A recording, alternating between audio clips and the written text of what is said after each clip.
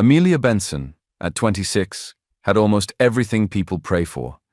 She was the only daughter of Mr. James Benson, who owned a wide empire of companies, and Mrs. Sarah Benson, a well-known journalist and TV presenter. She grew up in big houses with shining floors, quiet corridors, and cars that looked new every day. Clothes, trips, parties, anything she wanted was always there. But inside her, there was a quiet space that all the noise could not fill. People smiled at Amelia, but their eyes often went past her to the Benson name. Friends loved the life, not the person. Men tried to impress her with what they owned, not who they were. They talked about business and power, not about kindness or truth. Amelia wanted a different kind of life, at least for a while. She wanted to breathe simple air, meet people who did not know her last name, and find love that was real. One evening, after another shallow introduction to a rich man who spent more time talking about himself than asking about her, Amelia made up her mind. She walked through the quiet halls of the mansion and felt the weight of her choice, and the lightness too. She would leave for a short time. She would step out of the bubble and test her heart in a simpler world. They sat down for dinner in the grand dining room. The chandeliers glowed. The long table was set with fine plates and silver. Staff moved softly in the background. Mr. James Benson read a report on his tablet. Mrs. Sarah Benson, graceful in a blue blouse, sipped water and watched her daughter with curious eyes. "I've been thinking," Amelia said. Her voice was steady, but her hands felt warm. "I want to leave the city for a while. I need time to find myself, away from all of this." Sarah set down her glass. "Leave?" she asked, gentle but firm. "Amelia, the world outside is harsh. You are a young woman. You have never had to struggle. Why would you step into difficulty on purpose? You don't need to. You are safe here." "That is the problem, Mom," Amelia said softly. "Here I am always the Benson daughter. People treat me like a door to a better life. They don't see me. I want to live simply for a time. I want to meet people who don't know my family. I want to find love that is real." Sarah shook her head. "It is dangerous. People can be cruel. How will you manage without the comfort and protection you have always had?" Amelia turned to her father. "Dad." Mr. James had been quiet, eyes on his daughter, listening. He put the tablet down. "Where will you go?" "I don't know yet," Amelia said honestly. "But not far, somewhere simple. I will keep a low profile. I will be careful." Sarah's eyes softened with worry. "What will you do for money? For work? For safety?" "I'll take a small amount of cash. I will change my phone number. I won't use our name. I will rent a small place or share a room. I will find short jobs. I just need to know if I can live a normal life and meet people who see me for me." Mr. James folded his hands. "For how long?" "A few weeks. Maybe a few months. Not forever." Silence rested over the table. The chandelier light touched Amelia's face. She felt the moment stretch. "If I cannot find what I am looking for," she continued, "if I don't find love on my own terms, I will come back. I will marry the man you want me to marry. I will do it with an open mind." Mr. James raised a brow. "You mean Donald?" Amelia nodded. "Yes. I need to know I tried." Sarah pressed her lips together. "James, tell her this is a bad idea," she said, almost pleading. "She is our daughter. We know this world. She does not. One mistake." Mr. James looked from his wife to his daughter. In his eyes there was both love and calculation, the mind of a leader, the heart of a father. He had seen Amelia's quiet sadness and the way she pulled away from parties that once excited her. He understood ambition, but he also understood regret. Finally, he nodded. "If this is what you need, I will support you." He faced Sarah. "She is strong. We must trust her." Sarah's eyes filled, not with tears, but with a mother's fear. "I don't want to lose you to the world," she whispered.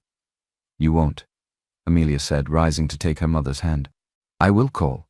I will be careful. I promise." That night, Amelia packed a simple bag, 2 pairs of jeans, a few t-shirts, 1 plain dress, a sweater, flat shoes, a small towel, a comb, basic makeup, and a tiny first aid pouch. She counted out a small amount of cash, enough to live simply, not enough to draw attention.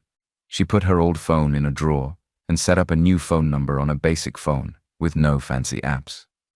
She stood before her mirror and looked at herself without the Benson glow. No designer dress, no jewelry except a small cross she'd worn since childhood. She practiced a new smile, one that said, "I'm ordinary." She tried a new name on her tongue. "Sophie," she whispered. "My name is Sophie." The next morning she wore a plain top and jeans. No driver, no convoy, no assistant. The gate man, shocked, ran to open the gate anyway. The air outside smelled different. Less perfume, more dust and sun. She lifted her small bag and turned back. Mr. James stood on the steps with Sarah. He looked proud and worried at once. "Call me every Sunday," he said. "I will," Amelia replied. Sarah stepped forward and hugged her tightly. "Eat well, don't walk alone at night. If anything feels wrong, come home. Promise me." "I promise." Mr. James offered a small envelope, emergency cash. Amelia slipped them into her bag. "Thank you." She took a breath that felt like a first step. The guards watched. The sun touched her face. For a second, she felt the pull of the safe life behind her, the soft sheets, the quiet mornings, the sure plans. Then she remembered the empty space inside her and faced the open road. "Goodbye," she said. "See you soon," her father corrected gently. Amelia smiled. "See you soon." She walked out, not as Amelia Benson, the heiress, but as Sophie, a young woman with a small bag and a brave heart, ready to learn who she was when no one knew her name. The sun felt hotter on the open road than it ever did inside the Benson cars. Sophie held her small bag close and walked toward the bus park, keeping her head down. The city was loud, hawkers calling, horns blaring, people moving fast and close. She boarded a small bus to the central market. When she got down, the crowd pressed around her from every side. Women balancing baskets, boys running errands, traders shouting prices. Sophie breathed in the mix of dust, pepper, and frying oil. It all felt strange, but also real. She kept one hand on her bag while she looked for a place to buy a phone card, or maybe find a small room for the night. She paused for a moment to check the road, and the weight on her shoulder suddenly changed. Sophie turned sharply. The zip was open. Her cash envelope was gone. Her heart began to race. She looked left and right, faces everywhere. No one looked guilty. No one even noticed her panic. The envelope was simply gone. She swallowed hard. "It's okay," she whispered to herself. "I still have some in my pocket." She reached into her jeans and felt nothing but the thin plastic of her new SIM card. Her legs trembled. She needed a place to sit down, to think. Just then a cab slowed beside her, and the driver leaned out. "Where are you going, madam? Come in. I'll take you." Sophie nodded without thinking. "Please, just somewhere quiet. Maybe a cheap guest house." The ride was short. When the car stopped near a small street filled with old lodges and food stalls, the driver cleared his throat. "That will be 10,000 naira." Sophie blinked. 10,000? That's too much. "Madam, the traffic was long. I took a longer route to get you here safely. Please, pay my money." She touched her pocket again, then remembered her money was gone. I don't have the money," she said softly. The driver frowned. "Don't try that with me. Pay my money now." "I'm not trying to cheat you," Sophie said quickly. "My bag was opened in the market and the money was stolen.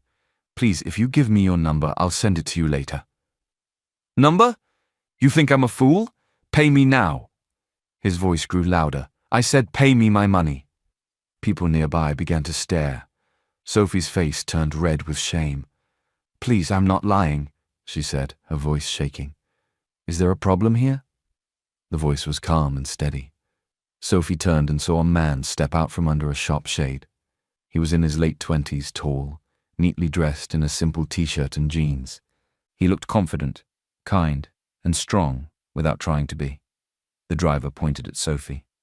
"She doesn't want to pay me my money. 10,000. She is claiming her money was stolen, can you imagine?" The man looked at Sophie, straight at her, not through her. "Is that true?" Sophie nodded, embarrassed. "Yes. My bag was opened in the crowd. The money is gone. I told him I'll send it later, but he doesn't believe me. The man nodded once, calm and firm. He took out his wallet, counted the money, and handed it to the driver. Here. She's not cheating you. You have your payment. The driver collected the money, still muttering, then got into his car and drove off. Sophie stood frozen, holding her empty bag tightly. Thank you, she said softly. I don't know how to repay you. You don't have to, the man said. His voice was gentle but serious. Just be more careful next time. The market can be dangerous. I will, she promised. I'll never forget this. Thank you so much. He nodded once. I'm Daniel, he said. I'm Sophie, she replied, still nervous but grateful. Do you know any place I can stay for a few days? Somewhere not expensive? Daniel pointed down the road. There's a lodge called Mama Peace Inn, second gate on the left. They'll give you a fair price. Sophie smiled faintly. Thank you, Daniel, for everything. He shrugged. Just be careful. Keep your bag in front of you and don't trust anyone too quickly. I'll remember. Daniel gave her one last nod and turned back toward the market. He blended into the crowd easily, walking with quiet confidence. Sophie stood there quietly, watching as Daniel disappeared into the sea of people, his steady steps soon swallowed by the market noise. A strange stillness filled her chest. She had just met the kindest stranger in her life, and now he was gone. She turned slowly toward the direction he had pointed, Mama Peace Inn, and started walking. The gate was old, the sign scratched and faded, but it looked safe enough. She knocked gently and a woman came out, wiping her hands on a wrapper. Yes? You need a room? Yes, Sophie replied. The woman looked her over and nodded. I can give you one of the small rooms for 3,000 a night. No light, but clean bed.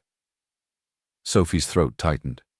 3,000, she repeated. Her mind raced. She didn't have anything, not even a coin. Her entire envelope had been taken. She had no ATM card, no mobile transfer option, not even a working smartphone. Can I pay later? She asked, voice quiet. The woman shook her head. I'm sorry. We don't do that here. If you don't have money, I can't help you. Sophie nodded slowly. Thank you, she whispered, and walked away. She sat on a low concrete step nearby, hugging her bag. It was getting late. People were closing their stalls. The sun had started to dip behind the rooftops. She looked around. Everything looked unfamiliar and dangerous. The streetlights flickered weakly. She had no money, no friends, no home. She felt very small. For a second, she considered it. Should I just go home, she thought. Just call Daddy, tell him I made a mistake, go back to comfort and safety. But something inside her refused. Tears pushed at the corners of her eyes, but she blinked them away. She stood and started pacing, her shoes quiet on the dusty pavement. That was when she heard a scream. No, please give it back, a girl shouted from around the corner. It's my brother's change. Sophie rushed toward the sound.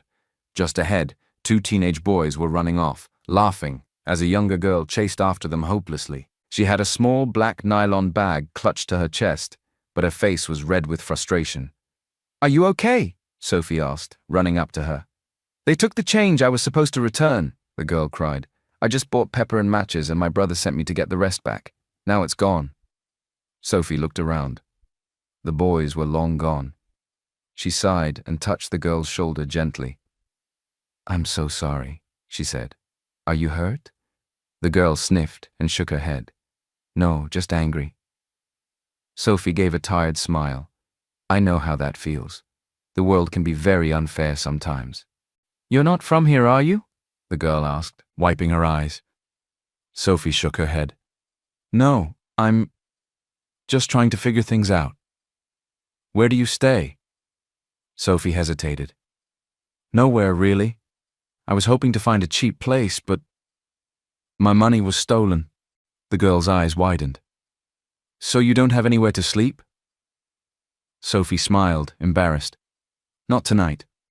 The girl looked at her carefully, then made a decision. Come with me. What? Come with me. You helped me. And you look like someone who really needs help too. Sophie blinked. I can't. My name is Diana, the girl said proudly. I live with my older brother. It's not a fancy place, but it's better than the street.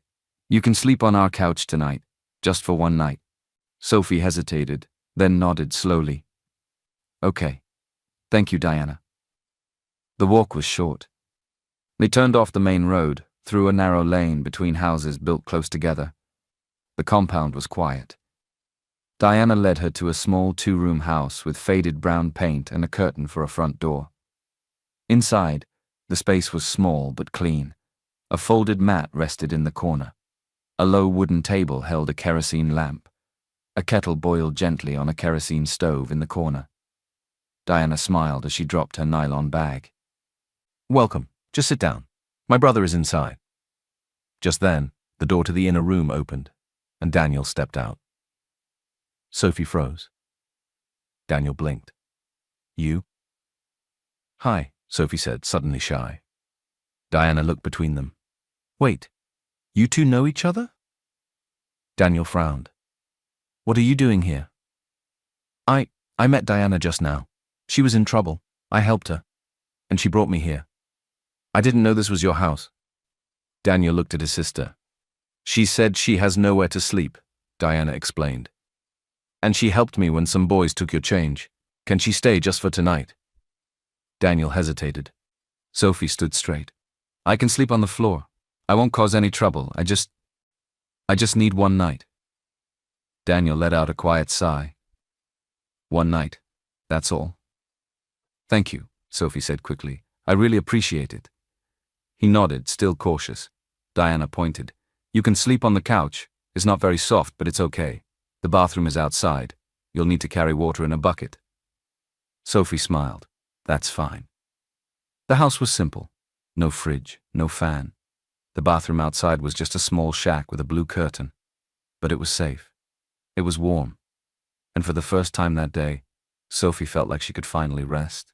Later that night, lying on the couch with a wrapper Diana gave her, Sophie listened to the quiet hum of the neighborhood, the sound of water dripping from a tap outside, and the steady breathing of two siblings who had faced the world alone. She closed her eyes, grateful. She had lost everything that day, but somehow she had also found something. Or maybe someone. Daniel. And Diana. She whispered to herself before sleep took her. Just one day at a time. Sophie woke to the smell of kerosene and the soft clink of a kettle lid. Morning light slipped through the thin curtain. For a moment she didn't remember where she was. Then the couch, the small room, and the quiet street outside brought it back. Daniel stepped out from the doorway, tying his shoelace. He looked at her for a second, then nodded. Good morning. Good morning, she said, sitting up quickly. He glanced at the couch, then at the door. You don't have anywhere to go yet, do you? Sophie shook her head. You can stay here for a while, he said at last, as long as you don't cause trouble. Relief washed over her. Thank you, I promise. Diana will show you the bathroom outside, he added. Okay, she said, trying to sound confident. The days that followed were full of small lessons. The outdoor bathroom was cool in the early morning and hot in the afternoon. Sophie learned to fill a blue bucket from a shared tap and carry it without spilling too much. The first time she tried, water sloshed over her slippers, and Diana giggled softly, then helped her steady the load. Lunch often came as rice in a nylon bag from a street vendor. The first time Sophie saw it, she hesitated. Do we have plates? She asked carefully. Diana shook her head. Not enough. We eat it like this. Sophie's face gave away more than she meant. Oh, right. Sorry. Daniel glanced up. It's food, he said simply. I know, Sophie replied quickly. I'm grateful. She took a bite and forced herself to stop thinking about plates and cutlery. It tasted good, peppery, smoky, real. Still, when Diana mentioned meat, Daniel shook his head. Not today, he said. Meat is expensive. Sophie opened her mouth, then closed it. The words, we always had, almost slipped out. She swallowed them and said instead, maybe another time. But sometimes her old life pushed through without permission. Is there a laundromat I can send these to? she asked one afternoon, holding a small bundle of clothes. Daniel looked at her. We wash by hand. Right, she said, cheeks warm. Of course. Or when she stared at the kerosene stove and asked, Do you think we could buy a small electric cooker? It would be easier. Daniel's jaw tightened. We use what we can afford. Sophie felt the sting at once. I'm sorry, she said softly. I didn't mean to sound ungrateful. Diana touched her arm. It's fine. Diana was patient and kind. She showed Sophie how to sweep the tiny living room properly, how to fold the couch blanket into a neat square, how to rinse plates with just enough water to make it last. They laughed when a plate slipped and knocked a spoon to the floor. It became a small victory when they finished chores before the water in the kettle cooled. Most evenings, Sophie walked with Daniel to his small shoe shop by the roadside. The sign was old, but the workbench inside was clean. Rolls of leather sat in a crate. Shoe cream, brushes, and thread were lined up like soldiers. Customers came and went with worn shoes and hopeful faces. You're very good at this, Sophie said, watching his hands stitch a loose sole with quick, careful movements. Daniel shrugged. I had to learn. Did you always want to be a shoemaker? No, he said quietly. I studied law, finished well. But after our parents died, there was no one to introduce me to any firm. I sent many applications, went to offices, waited for hours. Nothing. People told me to check back later. Later never came. He looked at the shoe in his hand, then at her. We needed to eat. We needed to pay rent.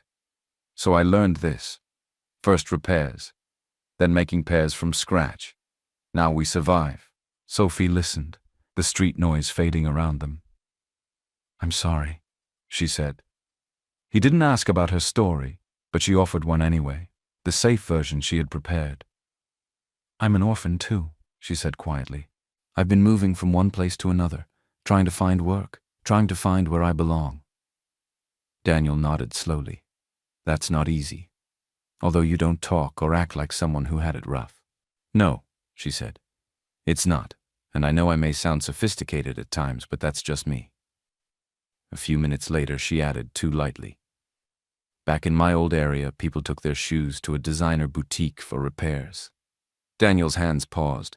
He looked up just once. The words hung in the air, wrong-shaped. I'm sorry, she said quickly. I keep saying the wrong things. He returned to his stitching.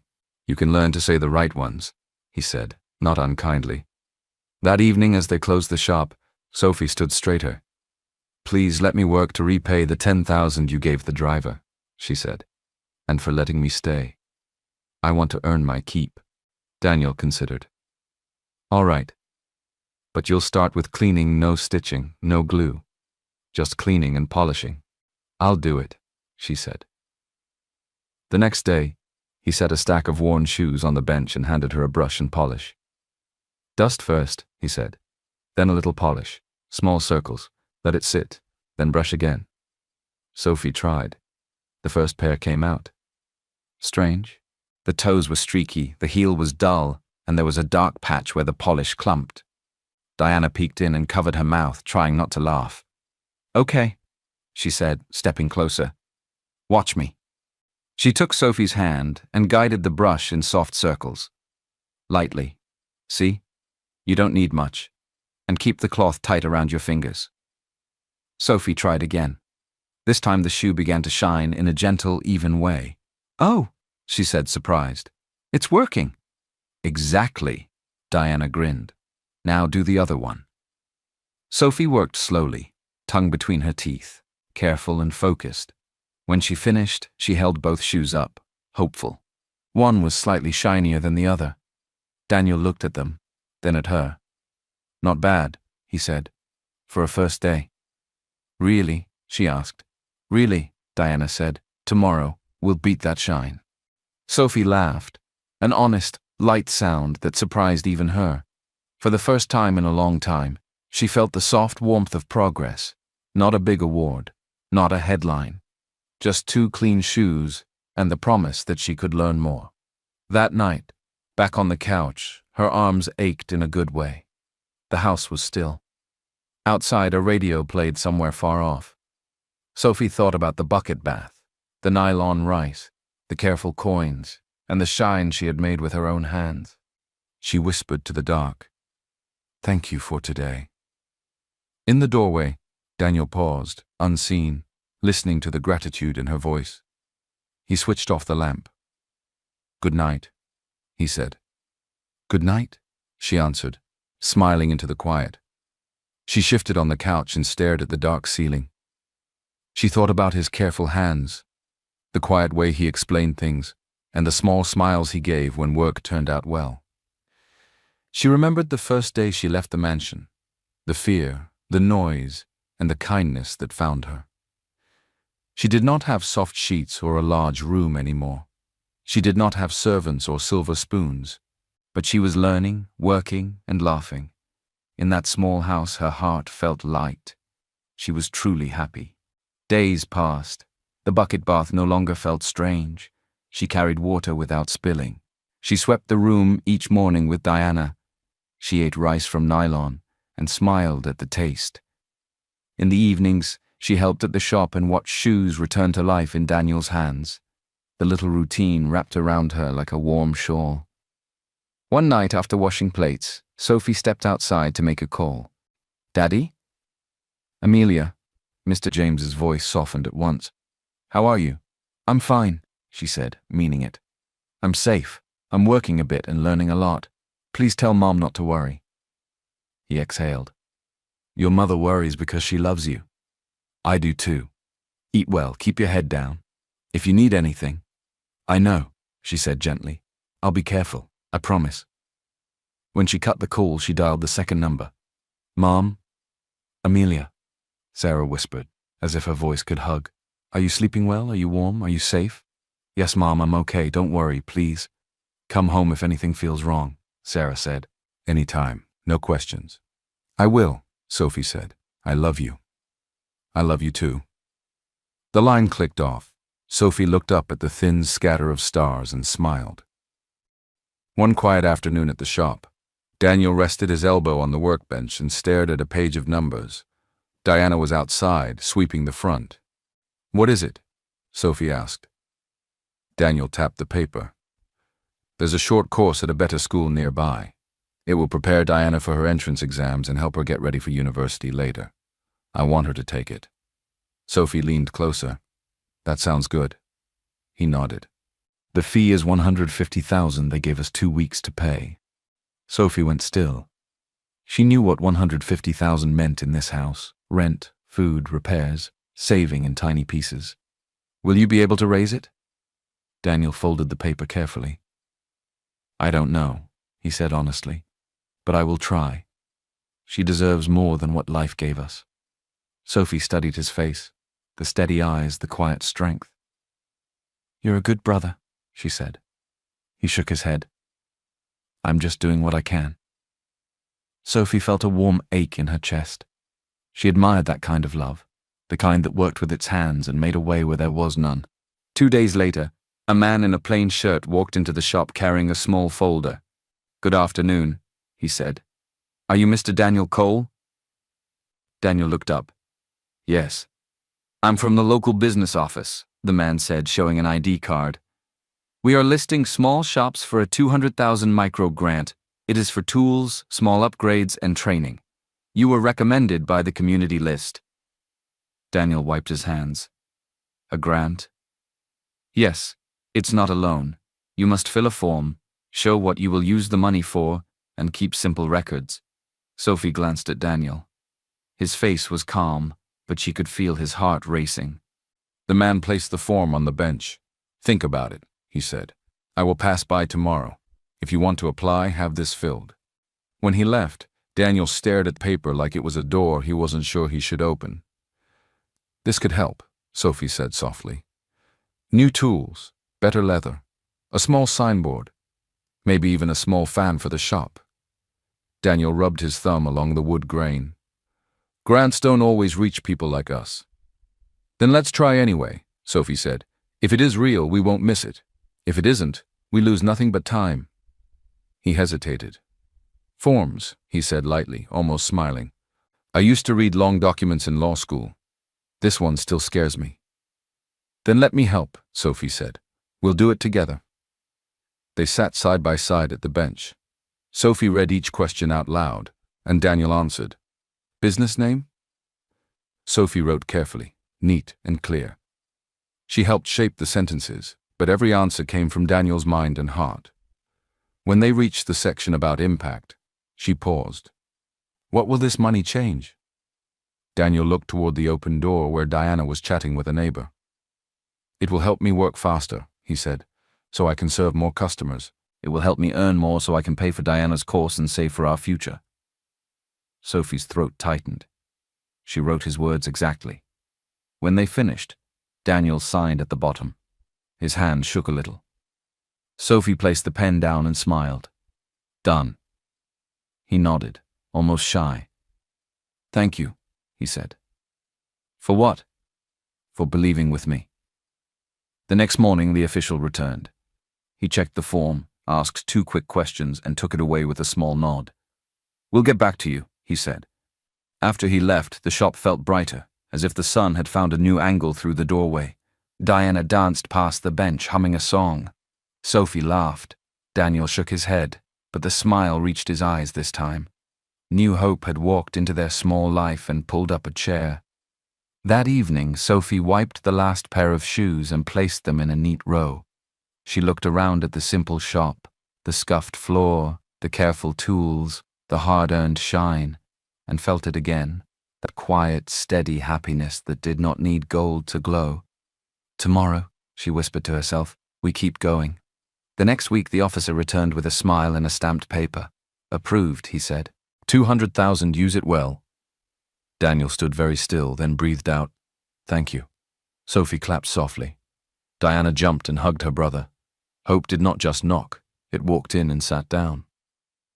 They moved fast. Daniel bought better leather new soles and glue repaired the stitching machine, painted the sign, and hung a small standing fan in the corner. Sophie helped clean and arrange every shelf. Diana wrote a neat price board and wiped the glass each morning until it shone. Orders grew. People told their friends. Shoes came in bags and left in bright paper wraps. Work filled the days. Money came, slowly at first, then more steadily. On the very last day before the deadline, Daniel walked to the school office and paid $150,000 for Diana's course. He returned home holding the receipt like a treasure. That night they ate rice and beans with a small piece of meat each. Sophie watched Daniel smile as he looked at his sister's form. He kept glancing at Sophie too, longer now, then looking away with a quiet smile. When she bent over the bench to polish a shoe, he caught himself smiling again. She was not just someone he was helping anymore. She was part of the room, part of the rhythm, part of his thoughts. Everything was falling into place. But the peace didn't last long. One warm afternoon, the shop bell jingled hard. A woman in a fitted dress and bright lipstick walked in, heels clicking. She smelled like strong perfume and impatience. Anita Johnson, Daniel's girlfriend. Daniel, she said, looking around like the shop was too small for her. It has been a while. Daniel wiped his hands. Anita, you have not come here in 2 months. You didn't return my calls. I have been busy, she said, checking her nails. She did not even apologize for ghosting him. Sophie came in from the back with a tray of brushes. Anita's eyes slid to her and narrowed. You now work with her?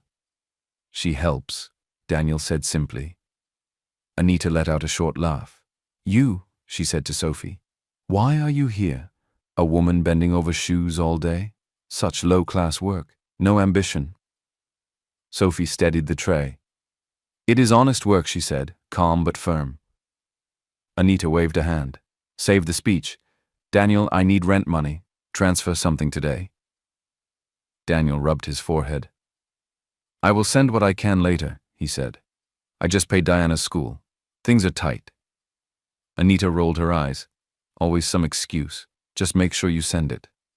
She gave Sophie one last cold look and left, heels tapping the floor like a warning. The next day Anita came again, sharper than before. She dropped into the chair and snapped, Where is that girl? The shoe polish girl. Sophie was sorting laces. Diana stood up at once. "Her name is Sophie," Diana said.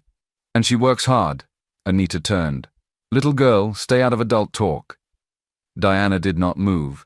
"Respect is not about age. Stop insulting her." Daniel's jaw tightened. "Anita, that's enough." Anita stood. "So this is it? You choose them over me?" "I am choosing respect," Daniel said. "If you can't speak with basic kindness, don't come here." Anita laughed without joy. "Send my money," she said, and walked out. Silence followed her out the door. Daniel rubbed his face and went back to work. Sophie quietly placed a glass of water on his bench. He whispered, "Thank you," and drank. Days passed. Business boomed. People loved the new sign and the careful work. One afternoon, a man came for his black formal shoes, urgent order for an evening event. Daniel searched the shelf, then his eyes widened. He had forgotten to finish them. His chest tightened. I need a few hours," he told the customer. "Please." The man frowned. "You promised today." Daniel apologized again, sweat gathering at his hairline. As he turned to his bench, Sophie had already laid the shoes down, opened the polish, and warmed a cloth between her hands. "Let me help," she said. "You stitch. I'll finish the upper and heel. We can make it." They worked side by side, quick and careful. Daniel corrected one stitch. Sophie matched the shine across both toes. She checked the welt, smoothed a tiny glue line, and buffed until the leather caught the light like a soft mirror. When the customer returned, the shoes were ready, clean, even, beautiful. He slipped one on and nodded, surprised. "Perfect," he said. He paid, added a small tip, and left with a grateful smile. Daniel stood still, the sound of the doorbell fading. He looked at Sophie, really looked. "Thank you," he said, voice low and full. "You saved me." Sophie smiled, a little breathless. "We saved the day." He reached into a drawer and took out a small leather key holder he had cut and stitched late one night. A simple loop with a tiny hand-stamped star. "It's not much," he said, a bit shy, "but it's for you." Sophie turned it in her fingers. The leather was smooth and warm. Her eyes softened. "It's perfect," she whispered. From the doorway, Diana watched them both and grinned to herself. It would be so nice if she was truly part of our family, she thought. As the sun dropped lower, Diana decided to take a short walk to the junction and back. Maybe she would pick up bread for tea. On the way, she spotted Anita across the road, standing under a small mango tree with her phone to her ear. Diana slowed. She did not plan to talk to Anita. But as she drew close, Anita's voice rose, bright and soft at the same time. "Yes, I miss you too," Anita said, smiling into the phone. "You know I love you. I'll see you tonight. Same place." Diana stopped. Her heart thumped once. Love who? She wondered. She stepped behind a parked car and listened, only a moment. "Don't worry," Anita said, laughing. "He'll send the money, he always does." Diana's stomach turned. She walked away quickly, bread forgotten, and headed straight home. That evening, when the shop closed and the street grew quiet, Diana told Daniel everything. She did not add any spice. She just repeated the words she heard. Daniel stood very still. He looked at the floor for a long time, then took his keys. "I need to see her," he said. "I'll come with you," Diana said. "No," he replied gently. "Stay with Sophie. I'll be back." Daniel arrived at the address he knew too well. The building had a dim corridor and a sharp smell of perfume. Through the half-open door of Anita's flat, he heard a man's laugh. He pushed the door wider. Anita and a man were on the sofa. They were kissing. The man jumped up. Anita's mouth fell open. "Daniel, wait!" Daniel did not shout. He did not make a scene. His voice was calm, and that calm was harder than anger. "It's over," he said. "Please," Anita reached for him. "It's not what you think." Daniel shook his head once. "It is exactly what I think." He turned and walked out, down the corridor, into the night air. He felt the pain, sharp, then dull. He also felt something else. Freedom. A weight he had carried for too long slipped off his shoulders. He went home, unlocked the door, and found Diana and Sophie waiting. He sat down, breathed out, and managed a small smile. "I'm okay," he said. Diana hugged him tight. Sophie set a cup of warm tea on the table and said nothing. She only sat close, hands wrapped around her own cup, eyes full of quiet care. Weeks passed. The house felt different, lighter. Peace came back like a soft breeze through the curtain. Sophie helped at the shop each morning. She set tools in a straight line, matched laces by color and length, and kept the glass clean. Customers noticed the new order. They also noticed the calm way Daniel worked, and the way the girl beside him moved with patience and respect. Laughter returned to the small home. In the evenings, Diana told stories about school and teased her brother and Sophie without mercy. "Brother," she would say, eyes wide with fake innocence, "do you know Sophie's polish shines more when you are watching?" Sophie would cover her face with a cloth. "Diana." Daniel would try not to smile, and fail. Sometimes, while closing the shop, Daniel would find himself looking at Sophie for a second longer than he meant to. He liked the way she bit her lip when she focused. He liked the soft she made when she solved a small problem. He liked that the room felt full when she entered, even if she said nothing at all. And Sophie? She was different too. She hummed small songs while she worked. She laughed more easily. When Daniel reached past her to take a brush, their hands would touch by mistake and both would pause, just a heartbeat, before moving on. Nothing big was said, nothing big was done, but something gentle was growing, steady as a new stitch, bright as a fresh shine. At night, after Diana slept, Sophie sat on the couch and looked at the little leather key holder by the lamp. She whispered, "Thank you," to the quiet room, for the work, for the peace, for the three of them under one small roof. Outside, the lane rested. Inside, the future waited, close, simple, and full. Morning light slipped through the thin curtain. Sophie pressed the button on her small torchlight phone. It blinked, then went dark. "It's not coming on," she sighed. "Take it to Musa to fix," Daniel said, lacing his shoes. Sophie shook her head. "No need for now. We have more important things to spend money on. I can borrow a phone if I need to call."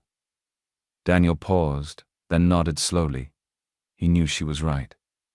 Diana watched them, a soft ache in her chest at how easily Sophie chose sacrifice. The day moved gently. Customers came and went. Sophie cleaned, sorted laces, and wrote names in the little record book. Near closing time, Daniel set down his brush and looked at Sophie. He had been holding it in for days, maybe weeks. He wiped his hands on a cloth and stepped closer. "Sophie," he said, voice low, "I need to tell you something." She turned, heart already racing. "Okay. I think about you when you're not here," he said simply. "When you are here, the room feels full. When you smile, my day changes." He took a breath. I care about you. More than I planned to. More than I should." Sophie's eyes filled. She tried to speak, but her throat was tight. Finally, she nodded. "I feel the same," she whispered. "I didn't expect it, but I do." Daniel's shoulders loosened with relief. He reached up, gently cupped her face, and they both leaned in, about to kiss. Then the street outside roared. 2 black SUVs stopped hard by the shop. Doors flew open. Men in dark suits stepped out and swept their eyes across the road.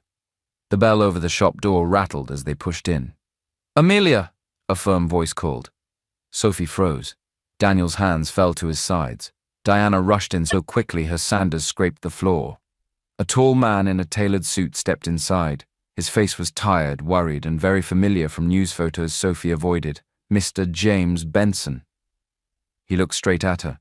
"Amelia, my dear, we've been trying to reach you. Your number hasn't gone through since yesterday," he said, the control in his voice barely holding. "Your mother is unwell. We need to go. Now." Silence filled the tiny room. Diana glanced from Sophie to Daniel, confused. "Amelia?" she repeated, like the word belonged to another story. Sophie's lips parted.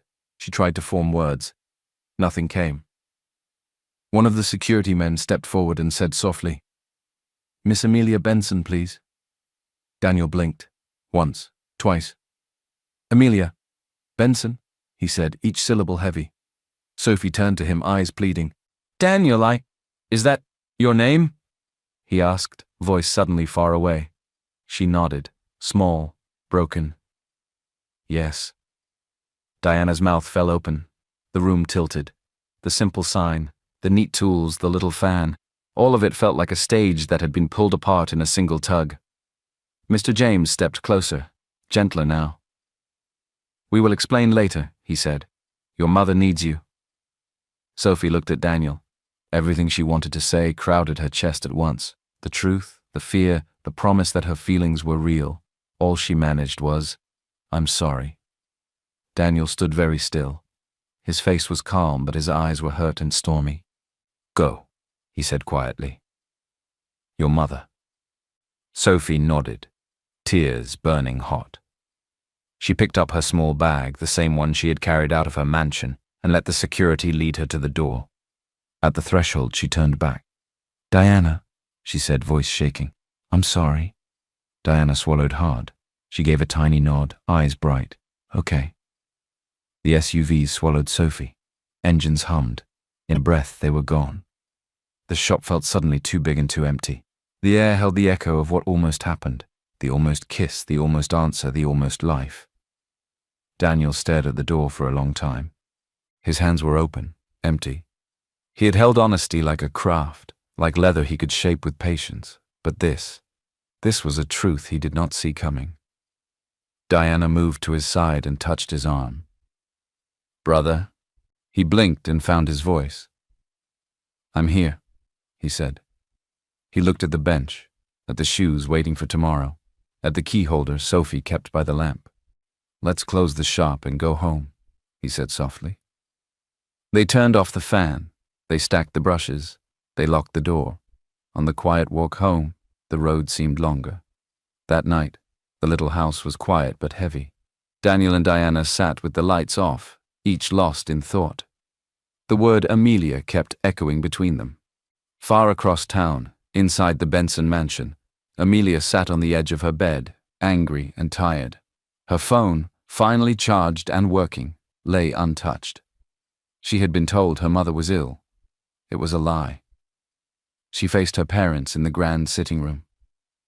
You promised to let me go and find myself, she said, voice shaking. You both agreed. Mr. James Benson kept his tone even. Amelia calmed down and listened to reason. Mrs. Sarah Benson reached for her hand. We were scared. We thought you wouldn't come back if we told you the truth. Amelia pulled back gently. You didn't trust me. Days passed inside the big house. Staff moved on quiet feet. Doors opened and closed. But Amelia's heart stayed far away, in a small shop with a wooden bench and a warm smile. I have to explain everything to him, she thought again and again. He deserves the truth from me, not from a stranger in a suit. One afternoon, Grace, a young maid who had always been kind to her, brought lunch. Amelia looked up. An idea lit in her eyes. Grace, will you help me? Grace blinked. What do you need, ma'am? I need you to go to someone, Amelia said softly. Tell him why I left. Tell him what is happening, please. Grace nodded at once. I will. The next morning, the bell above Daniel's shop door rang. Grace stepped in, clutching her small bag. She looked out of place among the polished tins and leather rolls. Are you Mr. Daniel Cole? She asked. Daniel stood. Yes. She lowered her voice. I came from Miss Amelia. She glanced at Diana, then back. Please, may I speak? Daniel nodded. Grace told them everything. How Amelia had left the house to find real love. But recently Mr. James had frozen her accounts. They had given their permission initially, but a failed business acquisition had pushed the family to seek a merger, and now they wanted her to marry Chief Leonard Okoro's son to seal it. The wedding, Grace said, was in 2 days. She doesn't want this, Grace said, eyes wet. They didn't plan to stop her at first, but the company is under pressure. Please help. Diana pressed a hand to her mouth. Daniel's jaw clenched, then set with quiet resolve. Where is she? He asked. At home, They are watching her closely. Daniel took a breath, grabbed his keys, and looked at Diana. I'll be back. Diana nodded, trusting him. The Benson estate gates were tall and guarded, but Daniel walked straight to the intercom and gave his name. Security met him at the door, unsure, suspicious. I need to speak to Mr. Benson, Daniel said, calm but firm. Please tell him it's about Amelia. They let him in. The marble floor felt colder than he expected. Mr. James Benson came down the steps, eyes sharp. Young man, what are you doing in my house? He asked. I believe you now know you and my daughter have no future. She's far above your class. Leave. I came to reason with you, Daniel replied. Please listen. She is unhappy. She should not be forced into a marriage for a deal. Who are you to lecture me about my own daughter? Get him out, Mr. James told security, anger rising. At that moment, Amelia, who had heard voices from the corridor, rushed toward them. Daniel, she called, breathless, hope breaking across her face. She took 2 steps, and the room tilted. The days of stress, the fear, the pressure, everything hit her at once. Her eyes fluttered. She fainted. Amelia! Mrs. Mary cried, running to her side. Daniel moved fast, catching Amelia before she hit the floor. He held her carefully, fear written plain on his face. Mr. James froze. The scene cut through pride and plans like a knife. He saw the panic in Daniel's eyes, the way he whispered her name, the way his hands shook. He saw his daughter's pale face, and in that moment, all the spreadsheets and meetings in the world felt small. Call the doctor, he said. His voice had changed. They carried Amelia to a room. After some minutes and a splash of water, her eyes opened. She looked at her father, then her mother, then Daniel. Tears slipped down her cheeks. Daddy, she whispered. I have to say this now. Mr. James nodded, suddenly quiet. Amelia took a slow breath. I left because I wanted real love. I went to find it, and I found it. She looked at Daniel, voice steady. I found the person I told you I was hoping to meet. Mrs. Sarah took her hand, fingers trembling. You are our only child, she said softly, turning to her husband. Her happiness must come before any merger. Mr. James looked at his wife, then at his daughter, rising, falling with each breath. He closed his eyes for a second, then opened them with a decision. The marriage is off, he said. I will call Chief Okoro and cancel it. I'm sorry, Amelia. I was wrong. He turned to Daniel. And I owe you an apology too. I judged you before I knew you. Daniel stood still, stunned. Sir, not now, Mr. James said, gentler.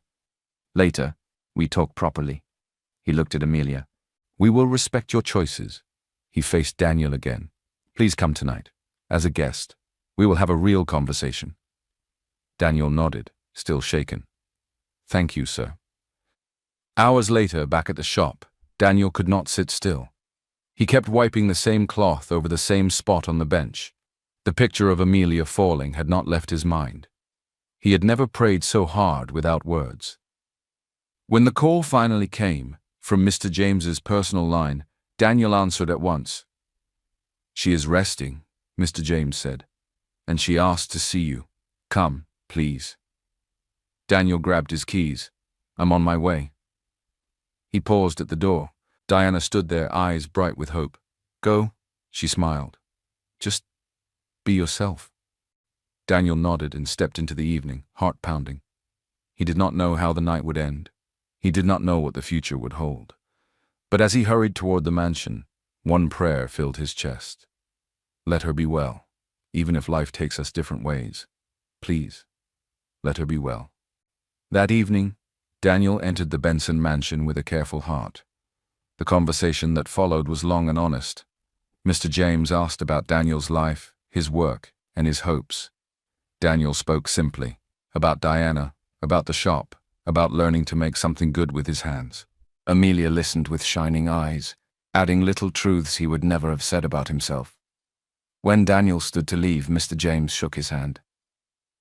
I am sorry for being so rude earlier, and thank you for loving my daughter with dignity, he said.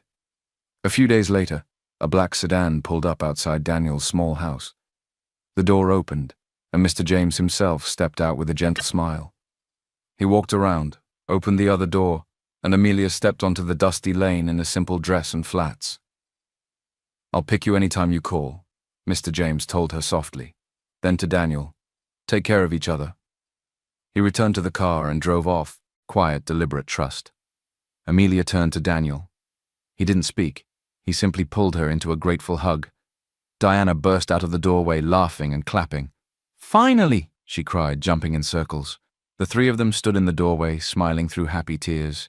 The little house felt complete.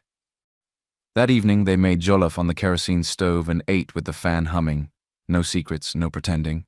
Just the three of them at one table, on one small rug, with one big piece. As days settled into their new rhythm, Amelia stopped hiding her name, but kept her simple ways. She swept, carried water, and worked at the bench. One afternoon she looked over Daniel's shoulder at a half-made pear. "You have a gift," she said. "Let me invest a little. New machines, better leather, a proper fitting corner." Daniel shook his head.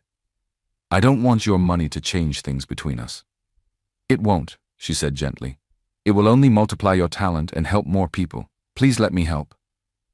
He hesitated, then nodded once. "Okay, but we do it the right way. We plan it together."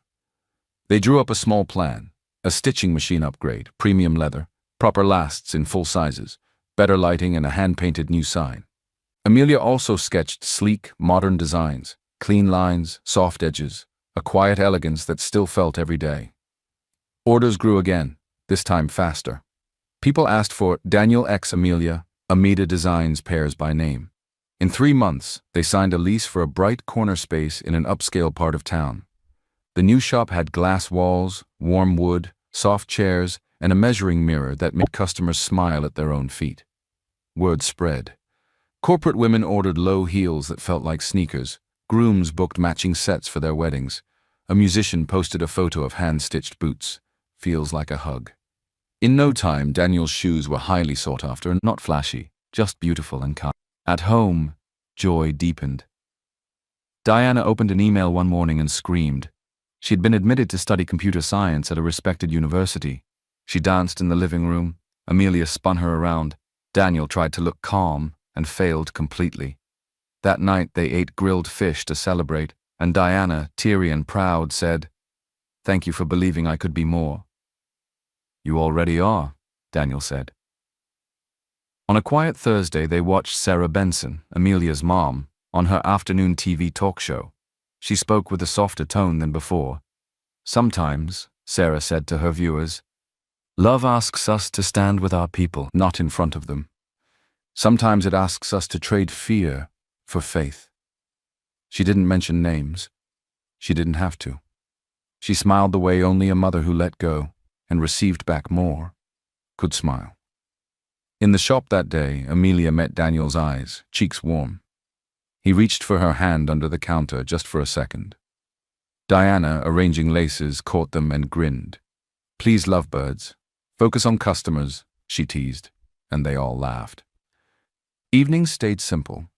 A small home-cooked meal, a slow walk, shared plans scribbled in a notebook. They talked about a scholarship fund for apprentices, a weekend class where Daniel would teach boys and girls how to make and mend, and a tiny line of school shoes named Diana that would be sturdy, affordable, and kind to the feet that carried big dreams. One stitch at a time, one honest sale at a time, they built something that felt like a promise. Love that works, love that makes, love that stays. A week later, Mr. James and Mrs. Sarah invited Daniel to dinner. No speeches, no tests, no class lines, just family. Daniel arrived in a clean shirt, hands a little nervous, and set 2 small boxes on the table. "For you, sir," he said, opening the first, a hand-stitched leather valet tray stamped JB warm brown with neat edges. "For your keys and watch." "For you, ma'am," he said, opening the second, a slim leather bookmark with a tiny gold leaf pressed at the tip and SB embossed softly. "So your page always waits for you." Sarah smiled, touched in a place words rarely reached. James turned the tray in his palm and nodded once, deeply. "Thank you," he said. "This is craft and heart." Dinner was simple: pepper soup, jollof, grilled fish, and full of easy talk. No one mentioned mergers or titles. They spoke about Diana's admission, the shop's new apprentices, and how Amelia's shoe sketches kept selling out. Business kept growing. Customers booked fittings weeks ahead. With Diana's sharp mind and cheerful hustle, the shop ran like a gentle machine. One evening, Daniel pulled Diana aside. "I need your help." Diana's eyes lit up. Finally. They planned in whispers between customers and stitched it together after closing. A tiny ring box that Daniel cut and covered in soft leather. A small note Amelia once wrote, "Love is work and warmth," printed inside the lid, in a quiet rooftop where the city lights felt close. On a cool Saturday, Daniel took Amelia to that rooftop. A single lantern glowed. The leather ring box sat on the ledge, small and perfect. Daniel held her hands. "You walked into my life with a small bag and a brave heart," he said. "You taught me that love can be simple and still be rich. Will you marry me?" Tears filled her eyes. "Yes," she whispered, then louder, laughing. "Yes." Somewhere below, Diana shouted, "She said yes," and ran up the stairs to hug them both, almost knocking the lantern over. Their wedding was exactly who they were, simple and classy. A small garden, soft music, fresh flowers. Daniel in a clean suit and handmade shoes. Amelia in an elegant dress with quiet lines. James walked her down the aisle with calm pride. Sarah dabbed her eyes and smiled for real this time. They exchanged vows that sounded like work done well, faithful, steady, patient, kind. After a light meal and too many photos, friends left with favors. Tiny leather key holders stamped with a star. People said it felt less like an event and more like a home being built in the open air. Life folded back into rhythm, sweeter than before. Mornings smelled of leather and polish. Afternoons hummed with customers. Evenings were for slow walks and shared plans. One golden sunset. Amelia flipped the shop sign to closed while Daniel counted the last receipts. They checked the bench, covered the machine, and dimmed the lights. At the door, he locked up. She slipped her fingers into his. They stepped onto the quiet street. Husband and wife, shoemaker and designer, no titles needed. Behind them, their name on the glass caught the last light. Ahead of them, the road was ordinary and full of promise. They walked on, hand in hand, proving what they already knew. True love needs no crown, no noise, no grand stage, only sincerity and two people willing to build it, one honest day at a time.